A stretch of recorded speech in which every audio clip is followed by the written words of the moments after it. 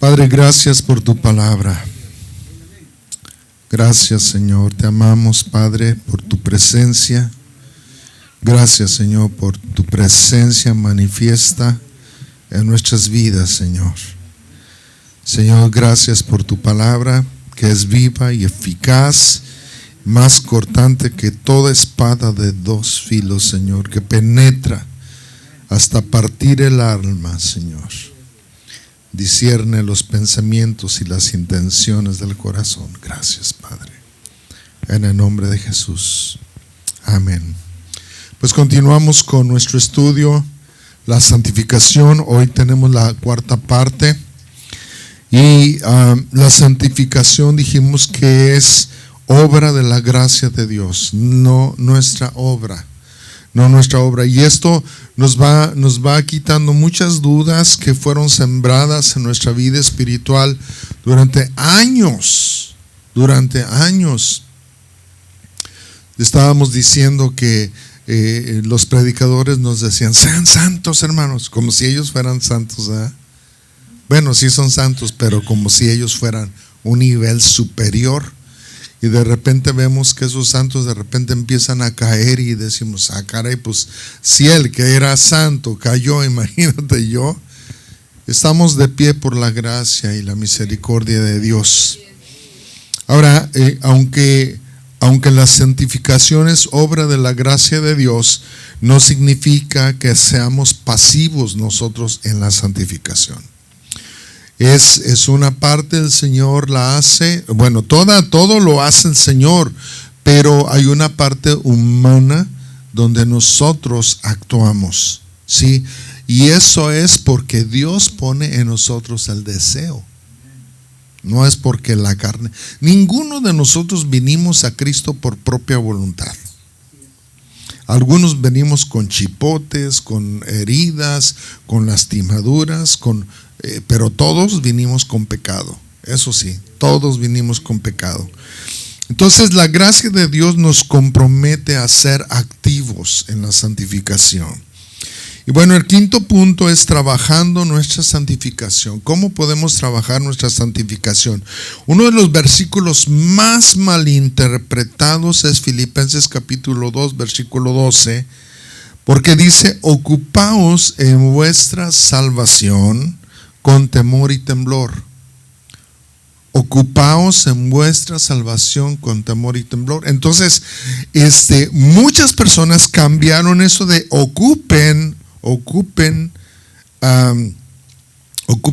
en vuestra salvación y le pusieron cuiden su salvación. Entonces de ahí nace la doctrina que una vez que nosotros aceptamos a Cristo podemos perder la salvación. Ahora vamos a entender qué es lo que realmente dice este versículo, porque muchos que dijeron eso están contradiciendo la palabra de Dios en el mismo versículo, en el mismo capítulo. Fíjense lo que dice ahí, ¿sí?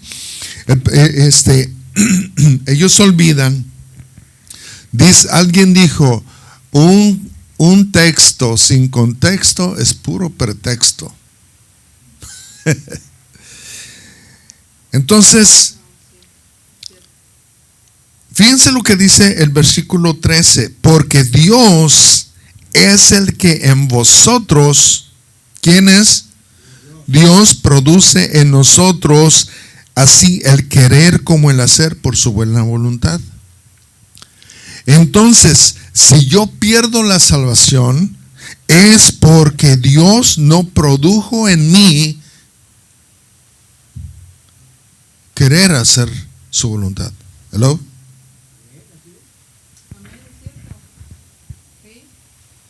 Entonces, ¿qué culpa tiene uno? ¿Hello? Si Dios lo produjo o Dios no lo produjo, ¿qué culpa tengo yo? ¿Me siguen? Esa es la parte que contradice a aquellos que dicen: cuida tu salvación. Oye, si Dios no me cuida, ¿tú crees que la voy a cuidar yo? Definitivamente no. Ahora, ¿cómo ocuparnos de nuestra salvación si Dios mismo no pone ese deseo en nosotros? Tú y yo caminamos en la salvación por el deseo que Dios pone en nuestro corazón de cuidar, de proteger, de permanecer en sus caminos. Fíjense, ahora sí, vamos a Filipenses 2:12. En esta versión, que es la Biblia del lenguaje sencillo, me encanta. Y déjenme decirles, hermanos, una vez más, recordarles esto. A mí me gusta muchísimo la Biblia, la revisión de Reina Valera. Para doctrina es esa, ¿sí? Pero las demás versiones nos ayudan a entender un poco más lo que dice la palabra, ¿sí?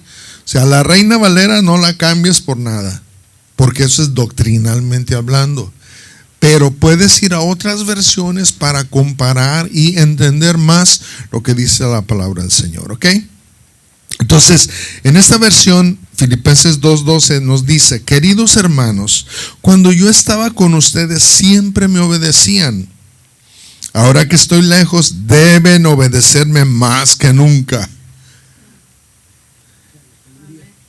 Por eso, con respeto y devoción a Dios, dedíquense a entender lo que significa ser salvado por Dios. Eso quiere, eso de ocúpense en su salvación, realmente es dedíquense a entender lo que significa ser salvado por Dios. Porque muchos nomás recibieron la salvación y ya se acabó todo el cristianismo para ellos. No, ese es el inicio. Por eso vemos tantos cristianos enanos. Y gente que asiste a la iglesia, pero que no son salvos. Ahora, ¿cómo le puedes tú decir a una persona, pórtate bien, cuando esa persona ni tiene el deseo de Dios de portarse bien? Porque no es salvo. Ay, ni pareces cristiano. Pues no es. ¿Para qué más que la verdad? No es. Ahora, ¿todos fallamos? Por supuesto. Pero no pecamos por deporte. Tampoco. Ahora, versículo 13 dice: porque es Dios quien los motiva a hacer el bien. Y quien los ayuda a practicarlo. O sea, Dios nos ayuda y nos motiva a practicar el bien. Dice, y lo hace porque así lo quiere. Entonces, ¿cómo le podemos decir a alguien, pórtate bien, cuando Dios no está en ese corazón? Es la naturaleza humana, ¿sí? La que ahorita nos vamos a meter en profundidad. Entonces, precisamente porque Dios trabaja en nosotros, podemos y debemos ejercitar nuestra salvación. Estamos dando frutos de salvación. ¿Por qué? Porque somos salvos. Entonces, la gracia de Dios nos capacita para vivir de una manera piadosa. En Tito capítulo 2 versículo 11 y 12, 11 al 13 dice: Dios ha demostrado cuánto ama a todo el mundo, pues les ha ofrecido la posibilidad de salvarse del castigo que merecen. O sea, todos estamos fritos. Sin embargo, nos dio la oportunidad. Dice, ese amor de Dios nos enseña que debemos dejar de hacer el mal. Ya que lo recibimos, dice Dios, ese amor de Dios nos enseña que debemos dejar de hacer el mal y no desear lo malo de este mundo. También nos enseña que en este mundo debemos ser honestos y fieles a Dios y pensar bien lo que hacemos. O sea, todo lo que hacemos, escuchen, tiene sus consecuencias. Una persona que hace una oración, Señor, yo te recibo en el nombre de Jesús, no quiere decir que sea salvo. Si el Espíritu Santo no se mueve en su corazón, es más, bueno, lo vamos a ver un poquito después. Versículo 13 dice: así debemos vivir mientras llega ese día feliz y maravilloso que todos esperamos, cuando se manifestará nuestro gran Dios y Salvador Jesucristo. Entonces imagínate, nosotros esperamos la segunda venida de Cristo. ¿Qué sucede cuando nosotros no nos comportamos a la altura? Simple y sencillamente, o fuimos desobedientes, o Dios no puso ese deseo en nuestro corazón. Y si Dios no lo puso, no hemos sido salvos. Entonces, los que somos salvos, dice que nosotros debemos de vivir como honestamente, fieles a Dios, y pensar bien en lo que estamos haciendo. ¿Saben? Yo creo, hermanos, que todos los cristianos fallamos. Todos los hijos de Dios fallamos. Pero no lo hacemos a propósito.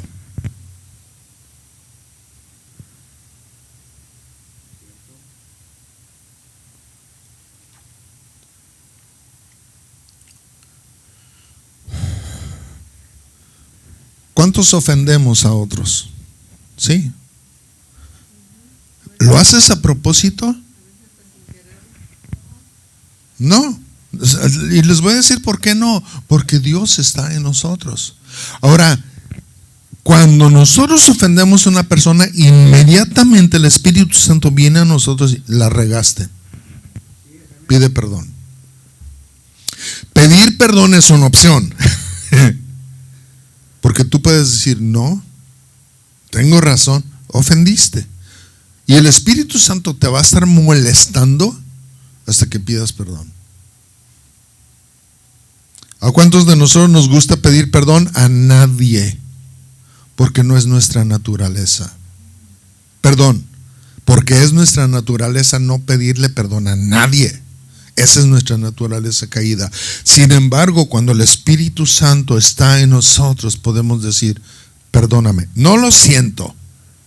Yo soy bien claro en eso, hermanos. Decir lo siento es: lo siento.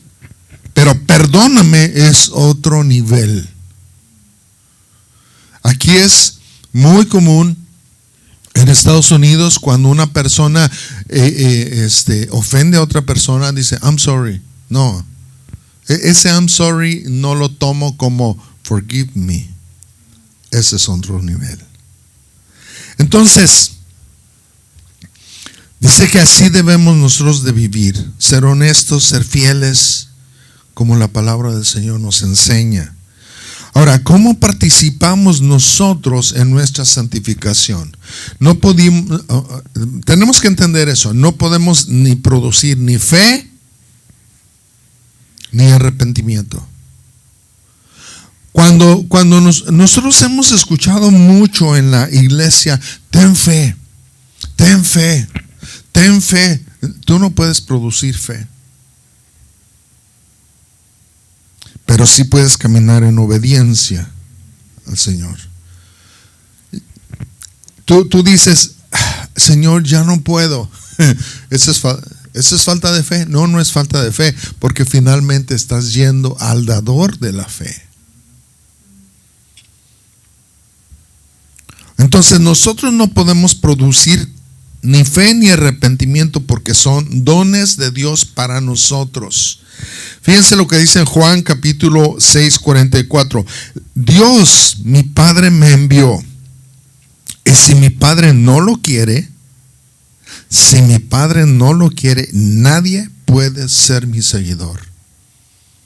Nadie puede ser mi discípulo. Si Dios no quiere, mira, aunque te pongas de cabeza, dice: si mi Padre no lo quiere, nadie puede ser mi seguidor. Por eso, cuando oremos por nuestros hijos, tenemos que pedirle misericordia a Dios, porque a lo mejor Dios no los quiere salvar. Por eso nosotros debemos decir: Dios, ten misericordia de mis hijos, ten misericordia, por favor, ten misericordia, por favor, sálvalos, sálvalos, sálvalos, Dios, por favor. ¿Saben por qué? Porque están así de irse al infierno. Y la oración, tu oración a favor de tu familia puede cambiar el destino de tu familia.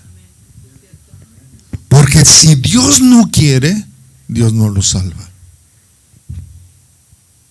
Entonces muchos de nosotros vivimos una vida así como que, mira, Dios, si quiere salvarlo está bien, si no, pues igual.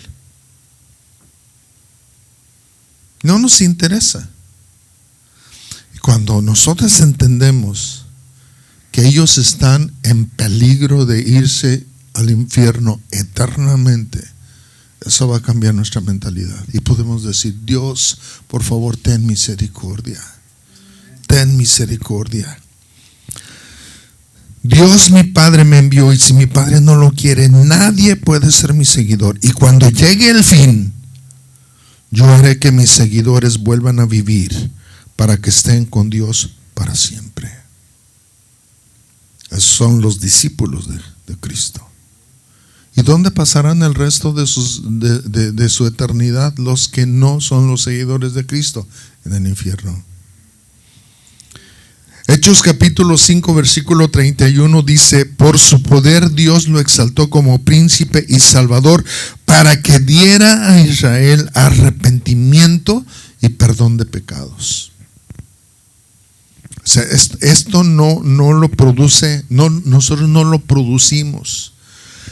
Las personas, algunas personas dicen, bueno, yo voy a aceptar a Cristo hasta 5 minutos antes de que yo me muera. Ok, mi pregunta es, ¿cuándo te vas a morir? ¿Sabes cuándo te vas a morir? No. Es más, muchas personas no se dieron cuenta el momento en que murieron, hasta que despertaron en la eternidad. Entonces, ¿cómo poder pedir perdón cuando ya no se puede? Hechos capítulo 11 verso 18 dice: al oír esto se apaciguaron y alabaron a Dios, diciendo: así que también a los gentiles les ha concedido Dios el arrepentimiento para vida. Entonces, ¿quién produce el arrepentimiento? Dios. Efesios 2:8: porque por gracia ustedes han sido salvados mediante la fe. Esto no procede de ustedes. La fe no procede de nosotros, dice, sino que es el regalo de Dios. Entonces, ni el arrepentimiento ni la fe procede de nosotros. Es un regalo de parte de Dios. Por la gracia de Dios creemos, y por la gracia de Dios nos arrepentimos. Ahora, Dios ha diseñado ciertos medios para llevar a una persona a la fe, ¿sí? Por medio de la palabra, y permite que el creyente aumente y fortalezca esa fe por medio de la oración. Entonces, cuando nosotros oramos, cuando nosotros leemos la palabra de Dios, eso fortalece nuestra vida tanto de arrepentimiento como nuestra vida de fe. Dice la palabra de Dios en creo que es Lucas capítulo 4, dice que Juan el Bautista predicaba el arrepentimiento, el bautismo de arrepentimiento. No nada más arrepiéntete, sino el bautismo. ¿Qué quiere decir bautismo? La inmersión. Sumérgete en el arrepentimiento. Ahora, a nosotros se nos ha encomendado que nosotros prediquemos, no que nosotros convenzamos a nadie. No podemos convencer a nadie excepto el Espíritu Santo. Entonces sí podemos predicarle hasta al perro, pero si el Espíritu Santo no está allí, esa persona, y escúchenlo, escuchen esto porque es importante. Nosotros decimos, bueno, si el Señor lo va a salvar, ¿por qué tengo que predicarles el evangelio? Te voy a decir por qué. Porque cuando ellos mueran sin Cristo, ellos pudieron haber escuchado el evangelio y no ser movidos al arrepentimiento. ¿Me siguen? Y en ese día, cuando ellos estén delante de la presencia de Dios, ellos pueden decir: Señor, tú eres injusto. ¿Por qué? porque a mí nadie me predicó del evangelio. No, te equivocas. Hubo alguien que te habló del evangelio y tú lo rechazaste conscientemente. A Dios no se le puede acusar de ser un Dios injusto, porque todos vamos a escuchar por lo menos una vez el evangelio. Y si se rechazó, ahora escuchen, porque muchas personas ya lo escucharon y el Espíritu Santo estaba allí y aún así lo rechazaron. Entonces esa gente tuvo la oportunidad 1, 2, 3, 4 mil veces. Es más, tu misma vida es un reflejo del evangelio. Y si ellos han rechazado ese evangelio, ellos serán juzgados por lo que vieron en ti, pero que no se arrepintieron. Pesado. Entonces, si nosotros descuidamos la palabra y la oración, no podemos esperar crecer en arrepentimiento, en gracia, en fe y en la santificación.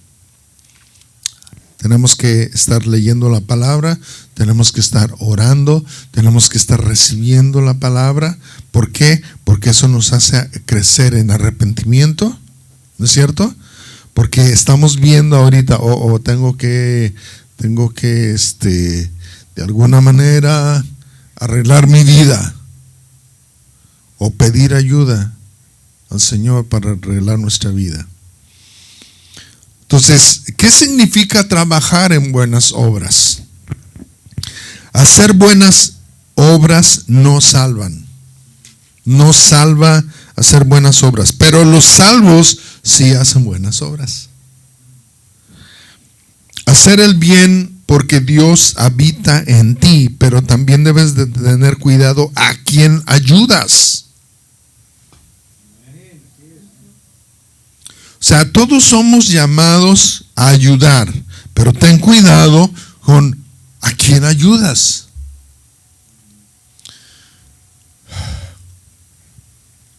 Jesús mismo nos enseña que hay terrenos de donde nunca vamos a obtener frutos. ¿Se acuerdan la parábola del sembrador? El sembrador salió a sembrar y dice que parte cayó en terreno duro. No vas a sembrar, no vas a cosechar de allí. En otros, en los espinos, que dice que sí nació la planta, pero por los espinos la ahogaron y no vas a recoger fruto. Otros dice que fueron sembrados junto al camino, y junto al camino pues la gente pasa, pisotea eso y nunca van a recoger fruto de allí, sino donde se sembró en tierra buena. Entonces nosotros tenemos que tener mucho cuidado donde sembramos nuestras bendiciones. Hace muchos años, hermanos, nosotros tenemos la encomienda de Dios, no la costumbre, la encomienda de Dios. Escuchen bien, la Biblia, escúchenlo bien por favor, la Biblia enseña que nosotros como pastores tenemos que diezmar también. Si yo no diezmo, soy el jefe de los ladrones. Entonces, nosotros recibimos de Dios una orden de estar buscando pastores también que tienen quizás menos dinero, porque podrán tener mucha gente y esa gente no responder económicamente. Entonces Dios puso en nuestro corazón el deseo de estar apoyando a un hermano allí en Guadalajara. Nosotros vivíamos en la ciudad de León, y a pesar de que siempre hemos sido pocos hasta ahora, Dios puso esto en nuestro corazón: apóyalos. Entonces nosotros estábamos enviando los diezmos, dice la palabra, los diezmos de los diezmos. Entonces nosotros estábamos enviando los diezmos de los diezmos a este pastor. Entonces el Espíritu Santo me dijo: pregúntale si él está diezmando. Entonces, la próxima vez que yo fui a Guadalajara, o que fuimos a Guadalajara, mi esposa y yo, le pregunté a este pastor, oye, ¿y estás diezmando? Dice, uy, carnal, imagínate si no nos ajusta. Dije, por eso. Y dejamos nosotros de enviar los diezmos ahí. ¿Por qué? Porque yo tengo que diezmar donde hay un principio también bíblico de diezmar. Ahora, nosotros estábamos apoyando a otro pastor en México. El asunto, hermanos, es que nosotros tenemos que ser muy cautelosos donde estamos diezmando, donde estamos ayudando. Porque en este lugar donde estábamos también apoyando, hay un hermano que le encantan los niños, le encanta repartir comida, y suena bien, hermanos, pero en su casa no había alimento. Y la palabra de Dios, ¿qué dice al respecto? Que nosotros tenemos que ser fieles en nuestra casa. Primero. ¿Hello? Entonces, yo dije, es que este hermano está malgastando el dinero. Y nosotros por eso dejamos de apoyar. Hermanos, nosotros cuidamos lo que ustedes están invirtiendo aquí. Escúchenlo bien, lo que ustedes traen es una inversión al Señor. Y nosotros como pastores tenemos la obligación de que cuando nosotros bendecimos a alguien, nosotros buscamos no solamente bendecirlos a ellos, sino que ellos también nos bendigan a nosotros, ya sea orando persistentemente por nosotros. Pero si vemos nosotros que se está malgastando el dinero, ¿qué vas a hacer? Detener eso, porque te puedes convertir en un Dios para esa gente. Y Dios no tolera otros dioses delante de Él. Entonces tenemos que tener mucho cuidado. Nosotros hemos optado, Señor, indícanos quiénes. Ahora, Dios nos dice, por un periodo de tiempo vas a ayudar a por otro periodo de tiempo. Y nosotros estamos invirtiendo eso. Entonces, por eso, cada vez que ustedes traen su ofrenda y su diezmo, nosotros lo presentamos al Señor. Sí, nosotros nos quedamos con el 90% de lo que ustedes están trayendo, porque el otro 10% se va a México. Por lo pronto, queremos bendecir a gente en otros países donde también hay mucha necesidad, pero queremos invertirlo bien. Por eso tenemos que tener mucho cuidado donde estamos invirtiendo. Y nuestra obediencia a Dios es un deber, pero también es un placer. ¿Qué se siente cuando tú obedeces a Dios? ¿Alguna vez has experimentado eso que Dios te dice, haz esto, y cuando lo haces, caray, qué chido se siente?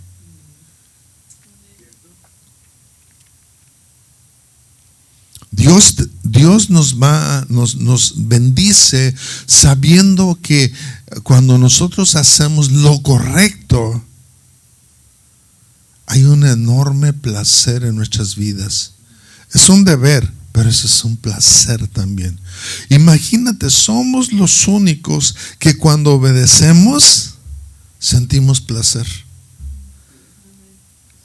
Imagínate, vas manejando en tu carro a 70 millas por hora y de repente tú pasas un anuncio y no le pones mucha atención y de repente ves que el policía de atrás te prende la sirena.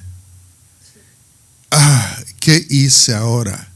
Entonces detienes tu carro, más vale que te detengas. Más vale que te detengas y detienes tu carro y bajas la ventanilla. ¿Qué pasó, oficial? En una zona de 55 vas a 70.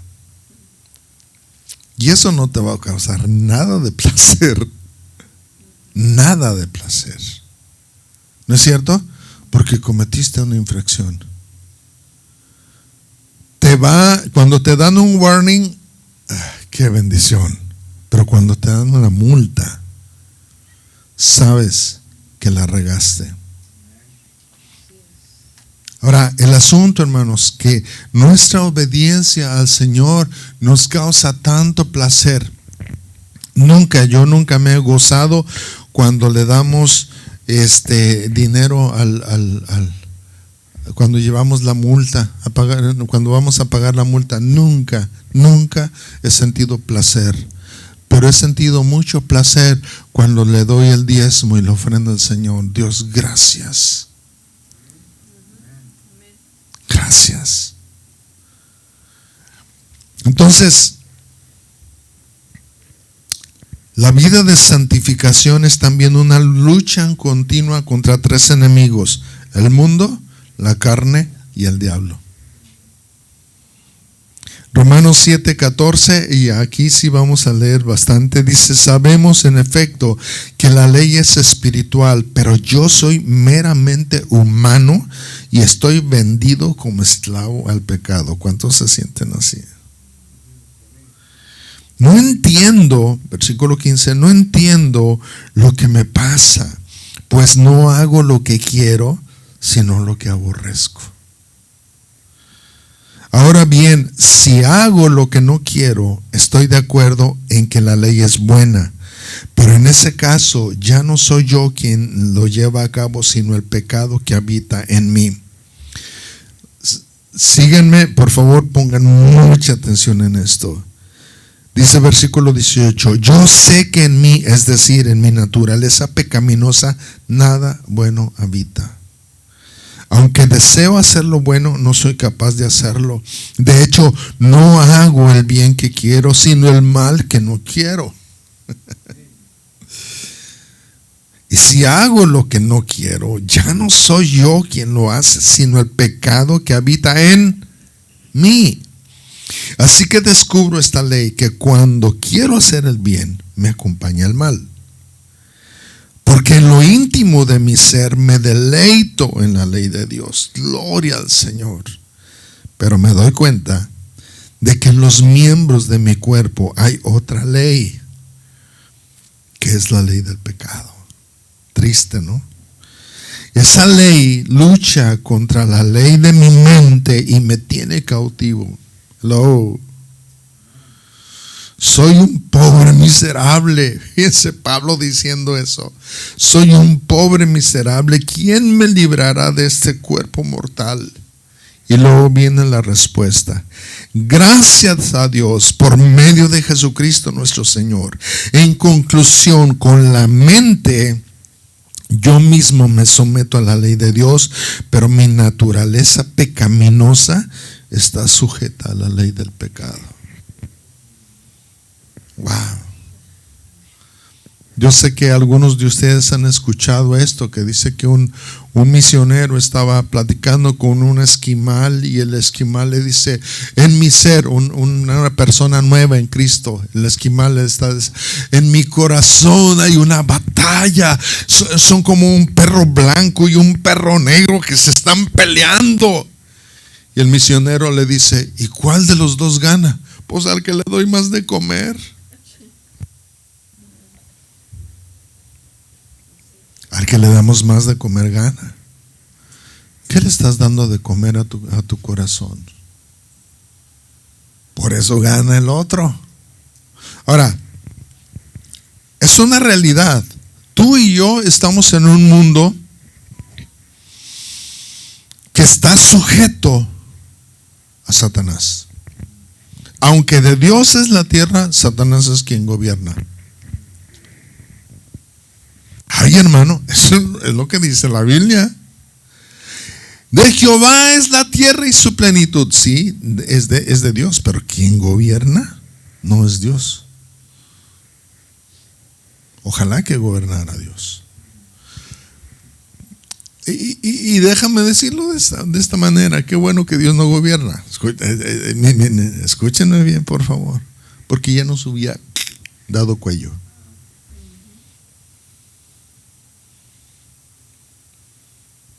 Y qué bueno que el Espíritu Santo está gobernando nuestras vidas ahora, porque quiere decir que Dios tiene misericordia de nosotros, por eso no nos ha dado cuello.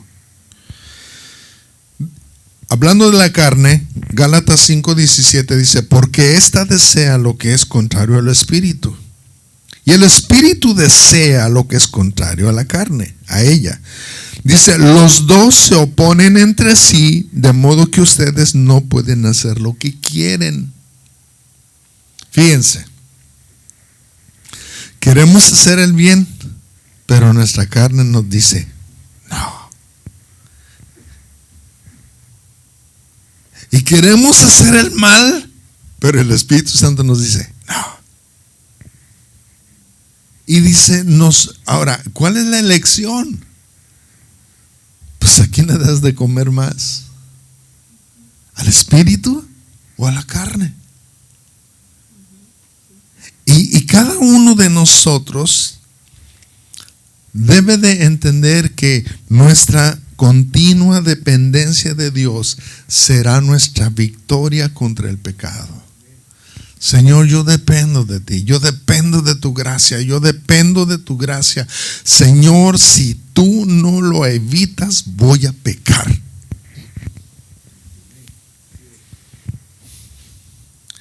Dijo un día un pastor joven, dice, muchos de nosotros no hemos pecado nomás porque Dios nos ha cuidado, no porque nosotros nos andemos cuidando. Sí, cierto. Ay, es más, quizás hasta hemos buscado el pecado y Dios no nos permite caer. ¿Cómo se me escapó? La gracia de Dios. Miren, les va a sonar fuerte esto, es fuerte. Estábamos en Guadalajara. Yo estaba en Guadalajara con un grupo de de amigos míos de aquel entonces. Entonces, nos llamamos los veteranos del reino, ¿sí? Gente de iglesia, ¿sí? Gente de iglesia. Yo tenía 17 años cuando llegué a esa iglesia. Entonces, algunos de ellos los conozco desde ese tiempo. Gloria a Dios por eso, porque algunos de ellos han permanecido en los caminos del Señor. Entonces, dando mi testimonio, dije, cuando yo me casé con mi esposa y yo llegamos vírgenes al matrimonio. Entonces, uno de ellos me preguntó, ¿y cómo le hiciste? Cristiano. Hello, estamos hablando, espérate, o sea, ¿estoy mal o qué? Y pues por la gracia de Dios. Ahora, obviamente él, cristiano, había caído miles de veces. Ahora, no me escandalizo de eso, pero le doy gracias a Dios porque él me mantuvo. ¿Me siguen?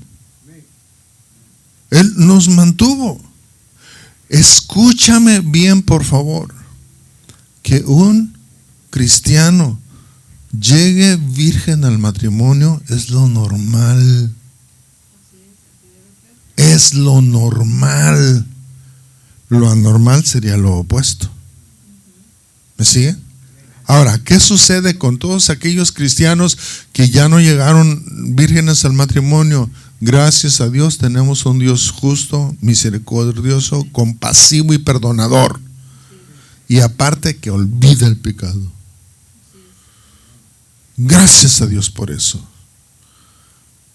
Pero lo normal en un joven es llegar, y en una señorita es llegar vírgenes al matrimonio. Obviamente, no llegamos nosotros inocentes. ¿Me siguen? por la gracia de Dios llegamos vírgenes al matrimonio. Entonces, ustedes no creen, bueno, todos somos humanos, por supuesto, no estoy hablando con alienígenas. Sabemos que el pecado siempre va a estar allí.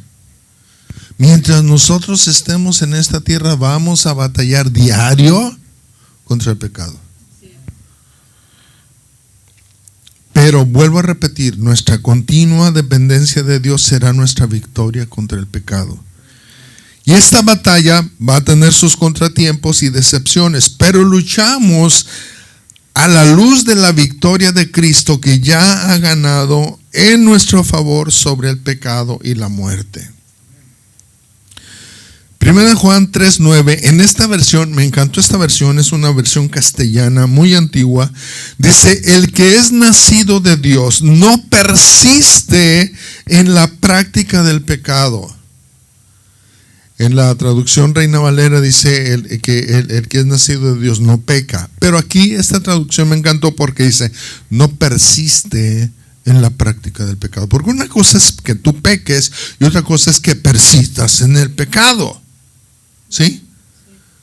Cuando la Biblia dice que ya nosotros no debemos de decir groserías, porque bueno, o sea, yo sí hablaba 2 groserías por cada palabra normal. Lo lógico es que yo deje de decir groserías. ¿Por qué? Porque ahora soy una persona nacida de nuevo. Dice: el que es nacido de Dios no persiste en la práctica del pecado, porque en él permanece la vida de Dios. Ahora, somos adultos y déjenme decirles, esta palabra, la vida de Dios, se tradujo como la simiente de Dios. ¿Sí? ¿Qué es la simiente de Dios? ¿Qué quiere decir la palabra simiente?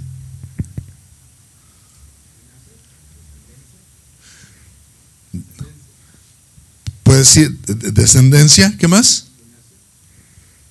¿Que nace? ¿Simiente? ¿Ah?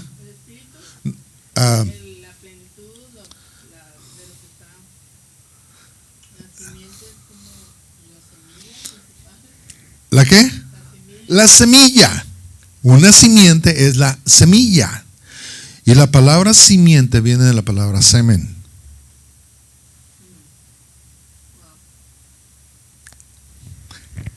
No sé por qué, no me pregunten, pero quitaron la palabra semen y le pusieron la palabra semilla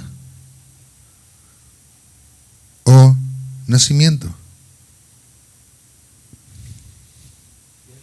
Se oye bien feo, pero nosotros tenemos el semen de Dios. Por eso tenemos la vida de Dios en nosotros. Y se va manifestando. Wow. No, esto es bien poderoso. Si nosotros entendemos esto,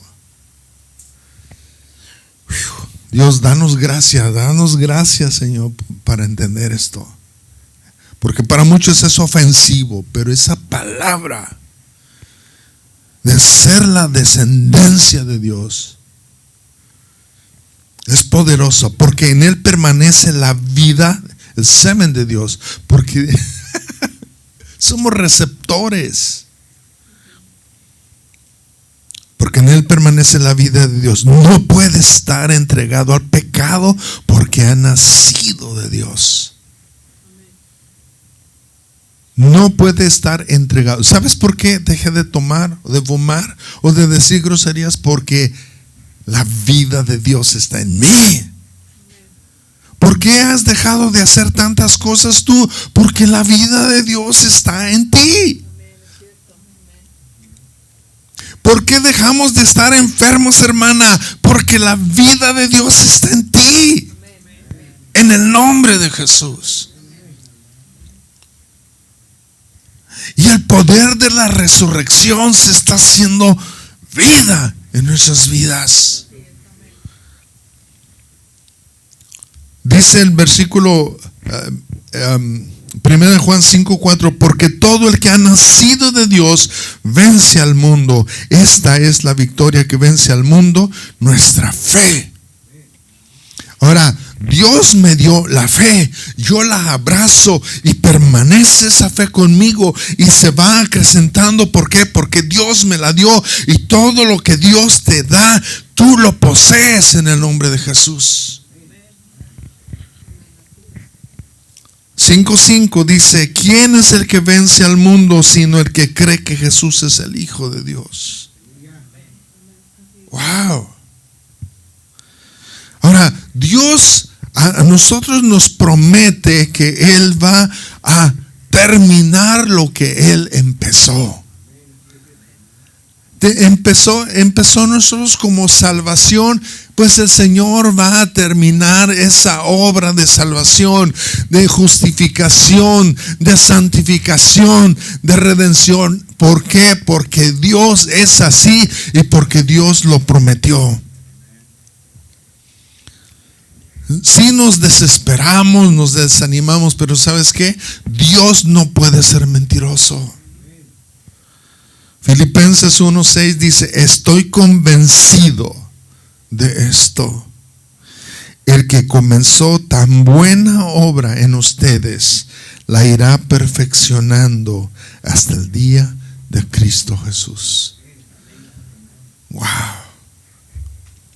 Lo que Dios promete, Dios lo cumple. No solamente en el pasado, no solamente en el presente, pero Dios también lo cumplirá en el futuro. Si Dios te prometió algo, es seguro que se acerca. Si Dios te prometió algo, es seguro que se acerca. En el nombre de Jesús. Miren, Dios hace tiempo, en agosto precisamente, y qué bueno, Daniel, hermanos Nava, qué bueno que están aquí, qué bueno, Rosa, Guillermina, que estás aquí, qué bueno, porque les puede alcanzar esta bendición. Dios me dijo a través de un profeta: Dios no solamente va a bendecir a tu familia, va a bendecir a tu congregación. En noviembre, es cierto, gracias. Y saben, yo llegué ese día cansado a esa casa. Había tenido un viaje, llegué a las 10:30 de la noche a la Ciudad de México. Y de ahí me tuve que trasladar a Puebla. Llegué como a la 1 de la mañana a Puebla, y luego de ahí de la central a la casa del pastor, otra media hora, más o menos como a las 2 de la mañana, entre bla bla bla y jijiji, jajaja, y los demás se fueron a dormir. Eran como las 3 de la mañana, y el profeta, bien cansado también, porque ese día había estado predicando y ministrando, me dijo: tengo una palabra para usted, apóstol. Y dije: sale. Y yo saco mi teléfono y empiezo a grabarlo. Pum, ándele. Y Dios me empieza a decir eso: Dios va a bendecir su vida, y su vida, la vida familiar, pero también la vida de la iglesia. ¿Y saben qué? Dios lo ha empezado a hacer. Dios lo ha empezado a hacer. Tanto que Dios, antes de regresar, cuando yo vengo, me encuentro con esta cobertura, que fue una bendición.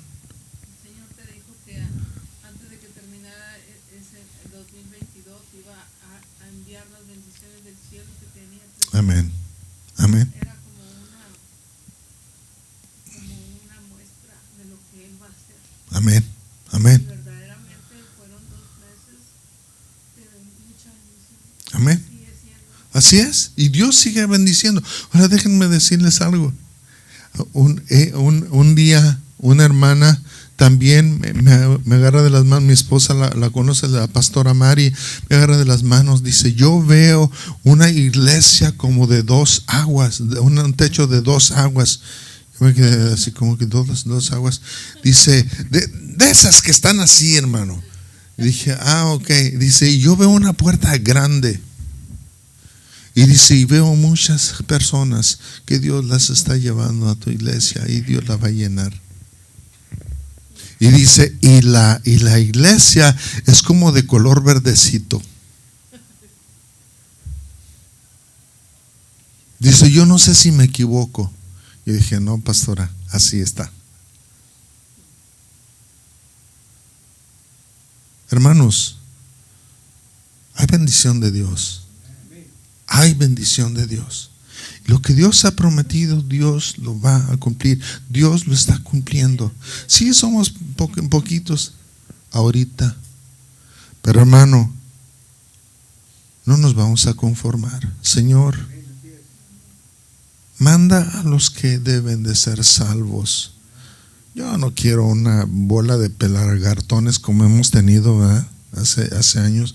Yo quiero gente de Dios, gente movida por el Espíritu Santo, gente dispuesta también a sembrar en el reino de Dios. Hay gente que no entiende esto, pero nosotros hemos sido llamados a bendecir a las naciones. Ahora, si alguien dijo, si tus pasos no van a las misiones, deja que tus pesos vayan. Ahora, estamos orando porque así como Dios nos llevó a hombres de valor, también Dios nos puede enviar a las naciones, hermanos. Y el tiempo no ha terminado, hermano Luis. Su tiempo no ha terminado, hermano Luis. Su tiempo no ha terminado, hermano. Su tiempo no ha terminado en el nombre de Jesús. Su tiempo no ha terminado en el nombre de Jesús.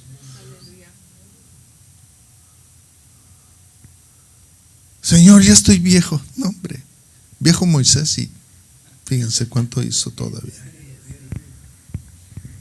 ¿Estamos viviendo horas extras? Sí. Y Dios dice, ¿y qué? Dios es el autor de la vida. Y Dios nos va a tener aquí hasta que Él quiera. En el nombre de Jesús. Dios, gracias, gracias, gracias. Gracias, Señor, por lo que tú nos estás hablando, por lo que tú estás revelando, Señor. Gracias, Señor, porque a pesar de lo que somos, tú, Señor, nos has bendecido, tú nos has escogido y nos has hecho permanecer, Señor, en tus caminos.